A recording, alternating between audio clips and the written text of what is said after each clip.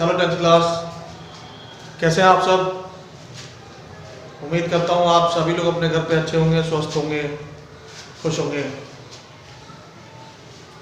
So students, today we will study about some kind of reactions. कुछ reactions के part से पहले वाले वीडियो में मैंने बताया था और मैंने ये बोला था कि नेक्स्ट वाला पार्ट हम इस वाले वीडियो में करेंगे। सो यहाँ पे हम देखते हैं oxidation, reduction, redox, exothermic, endothermic. So let's talk about this reaction. सबसे पहले हम देखते हैं ऑक्सीडेशन रिएक्शन क्या होता है। So student, in oxidation reaction, in this process there is an addition of oxygen oxygen का जहाँ पे एडिशन होता है, रिमूवल ऑफ हाइड्रोजन का रिमूवल होता है, और एक और पॉइंट रिमूवल ऑफ इलेक्ट्रॉन्स। ये भी ऑक्सीडेशन रिएक्शन में ये भी हम पढ़ते हैं, इलेक्ट्रॉन्स का भी removal.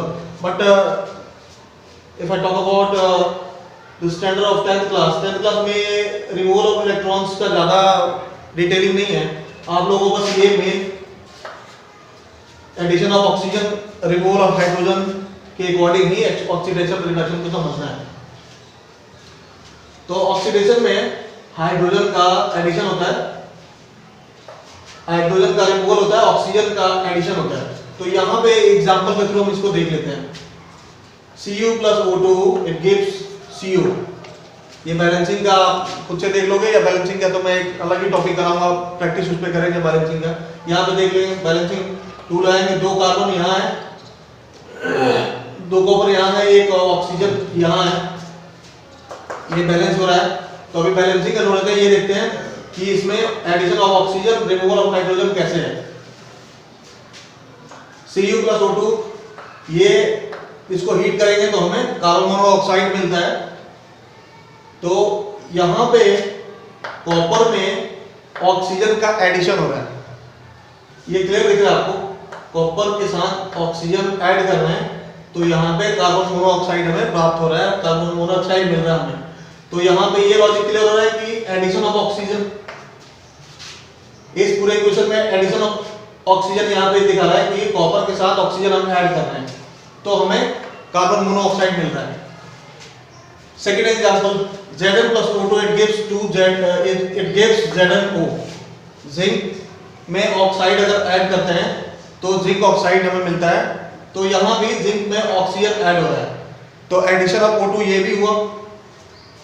Addition of O2 it gives zinc oxide. इसको जिंक को ऑक्सीजन के साथ हीट करते हैं तो जिंक ऑक्साइड मिलता है, ठीक है। यहाँ पे बैलेंसिंग में ये 2 ऑक्सीजन है, 2 ऑक्सीजन है, Zn2 है, तो यहाँ पे Zn2 है, तो यहाँ पे 2 लगा देंगे, ये बैलेंस हो जाएगा। बैलेंसिंग का हम बाद में प्रैक्टिस कर लेंगे।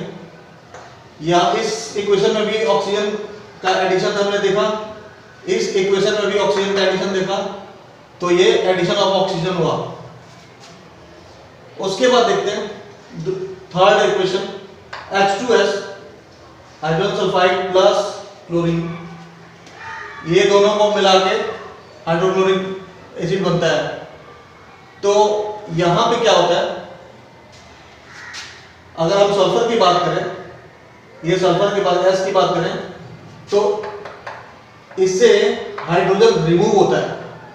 तो इसमें से हाइड्रोजन रिमूव हो रहा है, मतलब हाइड्रोजन हट रहा है, यहां से रिमूव हो रहा है, तो सिंगल S बच रहा है, मतलब प्रोडक्ट में सिंगल S बच रहा है। रिएक्टेंट और प्रोडक्ट दोनों को कंपेयर करेंगे तभी हमें पता चलेगा। मतलब अगर मैं इसकी बात इससे करूं, कंपेयर करूं, तो यहां से हाइड्रोजन रिमूव हो रहा है, ठीक है, और वो हाइड्रोजन यहां पे आ रहा है, तो हाइड्रोजन का रिमूवल हो रहा है यहाँ पे, हाइड्रोजन का रिमूवल। इसमें ऑक्सीजन का एडिशन हमने देखा इस इक्वेशन में और इक्वेशन में। इस इक्वेशन में हमने हाइड्रोजन का रिमूवल देखा। इस फोर्थ वाले इक्वेशन को देखते हैं, 2HCl, 2 को हटा दो, 2 तो बैलेंसिंग के लिए है, HCl को हम हीट करते हैं तो H2 plus Cl2 मिलता है हमारे को। ठीक है। तो यहाँ भी क्लोरीन से, जो क्लोरीन का कंपेयर हम कर रहे हैं, तो क्लोरीन से हाइड्रोजन रिमूव हो रहा है, हाइड्रोजन अपने आप में अलग हो जाता है और क्लोरीन अलग हो जाता है, मतलब यहाँ भी रिमूवल ऑफ हाइड्रोजन, इस इक्वेशन में भी रिमूवल ऑफ हाइड्रोजन। तो रिमूवल ऑफ हाइड्रोजन इस दोनों में, इक्वेशन थर्ड इक्वेशन फोर्थ में रिमूवल ऑफ हाइड्रोजन का एग्जांपल हमने देखा, इक्वेशन फर्स्ट और इक्वेशन सेकंड में एडिशन ऑफ ऑक्सीजन हमने देखा। तो एडिशन ऑफ ऑक्सीजन हमने देखा, रिमूवल ऑफ हाइड्रोजन देखा, तो ये ऑक्सीडेशन का एग्जांपल है। इसी के थ्रू हमें पता चलता है कि इक्वेशन में ऑक्सीडेशन रिएक्शन हो रहा है। रिमूवल इलेक्ट्रॉन्स का एग्जांपल मैंने नहीं लिया क्योंकि वो खाली इतना ही बताना था कि इसका ये भी होता है ऑक्सीडेशन रिएक्शन में, बट यहाँ पे 10th स्टैंडर्ड में आप लोगों को ज्यादा कुछ पढ़ना नहीं है, just to enhance your knowledge की इलेक्ट्रॉन्स का प्रेजेंस होता है उसमें। तो इसमें भी रिमूवल और एडिशन होता है, उसका हम नेक्स्ट क्लास में डिटेल में देखेंगे। अभी सिंपल इस ऑक्सीडेशन में हमें यही देखना था कि रिएक्शंस में ऑक्सीजन का एडिशन हो रहा है और हाइड्रोजन का रिमूवल हो रहा है। Next is reduction. ऑक्सीडेशन हमें पता चल गया, नाउ व्हाट इज रिडक्शन।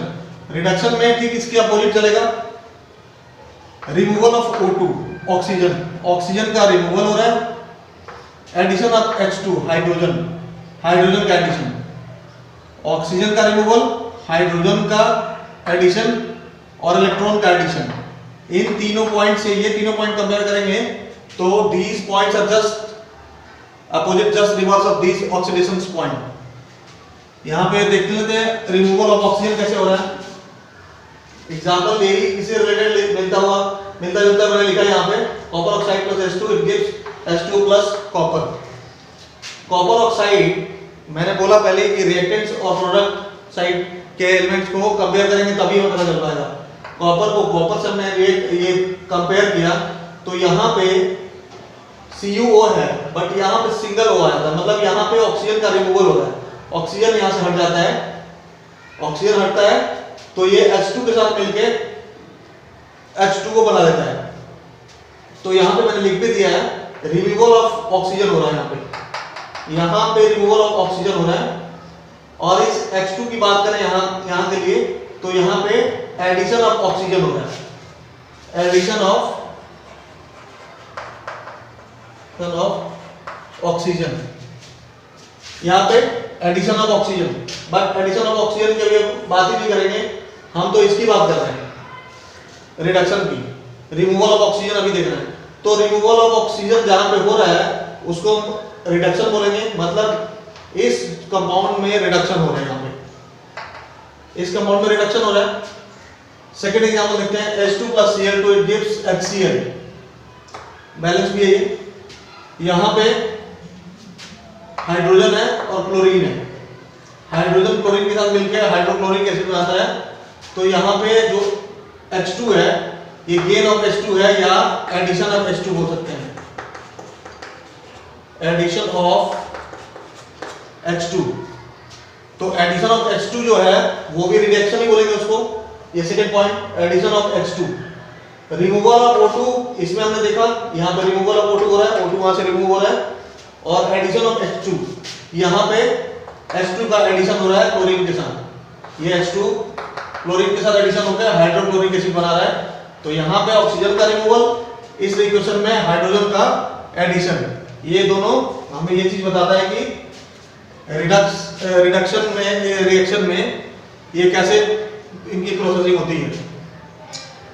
सो हमने देखा कि ऑक्सीडेशन में ये कैसे काम करता है, ऑक्सीडेशन रिएक्शन कैसे रिएक्ट करता है, रिडक्शन रिएक्शन कैसे परफॉर्म करता है, ये दोनों देखा हमने। इसके बाद आता है redox reaction. Redox reaction is just a combination of reduction and oxidation. मैंने लिखा है combination of reduction and reduction का रेड, ऑक्सीडेशन का ऑक्स। रिडॉक्स मतलब जिसमें दोनों ही हो, जिस इक्वेशन में दोनों ही का परफॉर्मेंस देखा जा सके उसे हम बोलेंगे रिडॉक्स रिएक्शन। एग्जांपल देख लेते हैं। एग्जांपल वही मैंने लिखा है यहाँ पे, CuO plus H2 gives Cu plus H2O, Cu के रिएक्टेंट पार्ट को प्रोडक्ट पार्ट से कंपेयर करेंगे तो यहाँ पे हम देख रहे हैं कि यहाँ पे ऑक्सीजन का रिमूवल हो रहा है। तो ऑक्सीजन का रिमूवल क्या कहलाता है, इन दोनों में से हम चेक कर लेंगे। रिमूवल ऑफ ऑक्सीजन रिडक्शन कहलाता है। तो यहाँ पे रिडक्शन हो रहा है, इस पार्ट में रिडक्शन हो रहा है। और H2 और H2O में क्या हो रहा है, H2 यहाँ पे है, इसके साथ O ऐड हो रहा है यहाँ पे, तो ऑक्सीजन का एडिशन हो रहा है यहाँ पे, इसके साथ ऑक्सीजन का एडिशन हो रहा है। तो ऑक्सीजन का एडिशन क्या कहलाता है, addition of oxygen is oxidation. So इस पूरे इक्वेशन में यहाँ पे रिडक्शन परफॉर्म हो रहा है और यहाँ पे ऑक्सीडेशन परफॉर्म हो रहा है, इसलिए ये पूरा इक्वेशन रेडॉक्स इक्वेशन कहा जाएगा। This is called redox equation. Let's see the second example, H2S plus Cl2 gives HCl plus sulfur। H2S को सल्फर से कंपेयर करते हैं तो यहाँ पे हाइड्रोजन का रिमूवल हो रहा है और हाइड्रोजन का यहाँ रिमूवल हो जाएगा तो सिंगल सल्फर बचेगा जो यहाँ पे प्रोडक्ट पार्ट में आपको दिख रहा है। और क्लोरीन और इससे कंपेयर करेंगे तो यहाँ पे क्लोरीन में हाइड्रोजन का एडिशन हो रहा है तो ये HCl बन जाता है। यहाँ पे सिंपल क्लोरीन है तो यहाँ Cl पे H2 ऐड हो रहा है तो ये 2HCl बन रहा है। यहाँ H2S से H2 रिमूव हो रहा है तो सिंपल यहाँ पे S बच रहा है। मतलब यहाँ भी removal of H2 is called oxidation. H2 का रिमूवल, H2 का रिमूवल ऑक्सीडेशन है, मैंने लिख दिया था। और यहाँ पे एडिशन, यहाँ पे एडिशन हो रहा है H2 का, तो H2 का एडिशन जो है वो रिडक्शन है। मतलब इस वाले पार्ट में यहाँ भी ऑक्सीडेशन हो रहा है, यहाँ पे रिडक्शन हो रहा है। Third example PbO plus C, यहाँ पे removal of oxygen, removal oxygen क्या है, यहाँ पे रिमूवल ऑफ ऑक्सीजन रिडक्शन है, रिडक्शन हो रहा है यहाँ पे। यहाँ पे C के साथ O मिल रहा है मतलब addition of oxygen, addition of oxygen oxidation है। तो यहाँ भी रिडक्शन हो रहा है, यहाँ ऑक्सीडेशन हो रहा है। Now exothermic reaction, exothermic reaction वो होता है that release energy through light and heat. जो वो इक्वेशन जिसमें लाइट और हीट रिलीज होती है, वो रिएक्शन जो परफॉर्म होता है जिसमें लाइट और हीट रिलीज हो, उसको हम बोलेंगे एक्सोथर्मिक। एग्जाम्पल फोटोसिंथेसिस का एग्जाम्पल, फोटोसिंथेसिस आप लोगों ने पढ़ा होगा, प्लांट्स अपना फूड सिंथेसाइज करते हैं तो ये वही है। ग्लूकोज C6H12O6 एक्वस फॉर्म में है, ये O2 गैसेस फॉर्म में, ये दोनों रिएक्ट करके CO2 carbon dioxide plus H2O water plus energy, last में एनर्जी रिलीज करते हैं। ये एनर्जी हमारे को मिलता है, ये एनर्जी रिलीज, ये प्लांट्स ही तो करते हैं फोटोसिंथेसिस, तो प्लांट्स एनर्जी रिलीज करते हैं जो हम ह्यूमन की जरूरत को पूरा करता है। तो ग्लूकोज ऑक्सीजन के साथ मिलके रिएक्ट करके कार्बन डाइऑक्साइड, वाटर और एनर्जी रिलीज करता है। Next is endothermic. Endothermic it reacts absorb heat energy to form product। इसमें इस वाले एक्सोथर्मिक जो हमने देखा था, इसमें लाइट और हीट रिलीज हो रही है और ठीक अपोजिट इसमें ये होता है, इस रिएक्शन में जो हीट एनर्जी है वो एब्जॉर्ब करता है रिएक्टेंट्स जो ये रिएक्टेंट है इसमें एनर्जी, ये CH3 को हमने हीट इसमें एब्जॉर्ब करा है, इसमें हीट दिया हमने, इसको हीट किया, तो हीट किया, हीट दिया, जो भी है ये हीट एब्जॉर्ब कर रहा है, हीट रिलीज नहीं कर रहा। रिलीज करता तो यहाँ पे लास्ट में हीट रिलीज होता है और ये अप एरो का साइन ऐसे होता है, मैंने पहले भी सिंबल बता रखा है मैंने आपको। तो हीट रिलीज हो रहा है तो यहाँ पे अप एरो की का साइन होगा इस वाले में, एक्सोथर्मिक में। बट एंडोथर्मिक में CO3 को हीट किया गया है तो ये एरो के ऊपर लिख दो, नीचे लिख दो, एक ही बात है। और ये ब्रेकडाउन होता है कैल्शियम ऑक्साइड और CO2 में, तो यहाँ पे हीट लग रहा है, रिलीज नहीं हो रहा। तो जिसमें हीट एब्जॉर्ब होता है, हीट लगता है, वो एंडोथर्मिक, और जिसमें हीट और एनर्जी रिलीज होती है उसको एक्सोथर्मिक बोलते हैं। लास्ट के 2 टॉपिक और हैं इसमें। कोरोजन। कोरोजन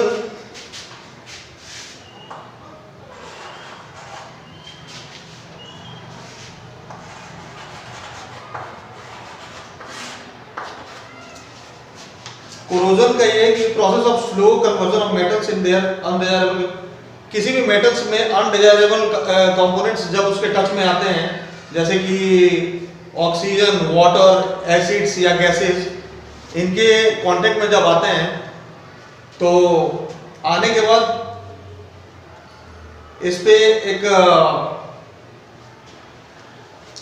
लेवल बन जाता है, एक कोटिंग आ जाती है उस मेटल पे, उस मेटल का कलर चेंज होने लगता है। ठीक है, सपोज करो अगर हम आयरन की बात करें, Fe की बात करें, तो उसमें या तो एसिड या गैस या वाटर के कांटेक्ट में अगर वो आता है, लोहा, अगर लोहा बारिश के टाइम पे ज़्यादा मॉइस्चराइजर वाले कांटेक्ट में आएगा, एटमॉस्फेरिक मॉइस्चराइजर में अगर वाटर के कांटेक्ट में आता है या ऑक्सीजन के कांटेक्ट में आता है, तो वो जो आयरन है वो आयरन का कलर चेंज होने लगता है। तो आयरन का कलर जब चेंज होने लगता है तो उसी को हम बोलते हैं कोरोजन। और इसका एग्जांपल है रस्टिंग ऑफ आयरन, मतलब लोहे पे जंग लगना is an example of corrosion. And last one is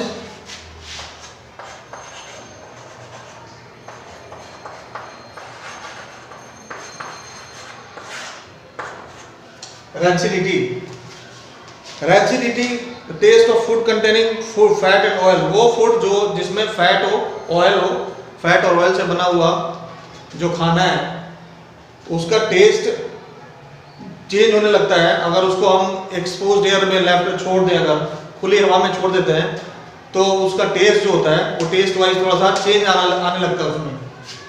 food containing जो है, जो फैट है, ऑयली जो खाना है, जो ऑयल और फैट से बना होता है, अगर वो उसको हम एक्सपोजर कर दें इन ओपन एयर, कुछ टाइम तक खुला छोड़ दें, तो उसके टेस्ट में चेंजेस आने लगते हैं। तो उसी को हम रैंसिडिटी बोलते हैं।